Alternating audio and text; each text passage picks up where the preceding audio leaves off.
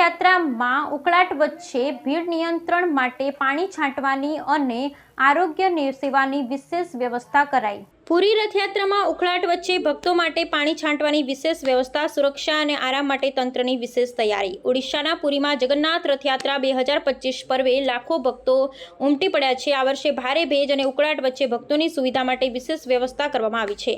તાપમાન અને ભેજને ધ્યાનમાં રાખી યાત્રામાં હાજર ભક્તો પર પાણી છાંટવાની વ્યવસ્થા કરાઈ છે, જેથી તેઓને રાહત મળે અને કોઈ તકલીફ ન પડે। આ સાથે શહેરમાં સુરક્ષા માટે પણ 10,000થી વધુ પોલીસ અને સેન્ટ્રલ ફોર્સ તૈનાત કરવામાં આવ્યો છે। રથયાત્રા દરમિયાન ભગવાન જગન્નાથ, ભાઈ બલભદ્ર, બહેન સુભદ્રાને ભવ્ય રથોમાં બેસાડી ગુંડીચા મંદિર સુધી લઈ જવામાં આવે છે। આ યાત્રા 9 દિવસ સુધી ચાલે છે અને દેશ વિદેશમાંથી આવેલા ભક્તો માટે આધ્યાત્મિક અનુભવ છે। ભક્તો ભગવાનના રથને ખેંચવાનો શુભ અવસર મેળવે છે, જેને પાવન અને પાપ મોચન માનવામાં આવે છે।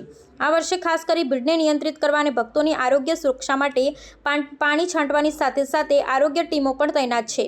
તંત્ર દ્વારા શહેરમાં અનેક સ્થળોએ પાણીના સ્ટોલ, છાયાવાળા વિસ્તારો અને આરામ ગૃહ પણ ઊભા કરાયા છે। આ વ્યવસ્થાઓને કારણે ભક્તો આરામથી યાત્રાનો આનંદ માણી શકે છે।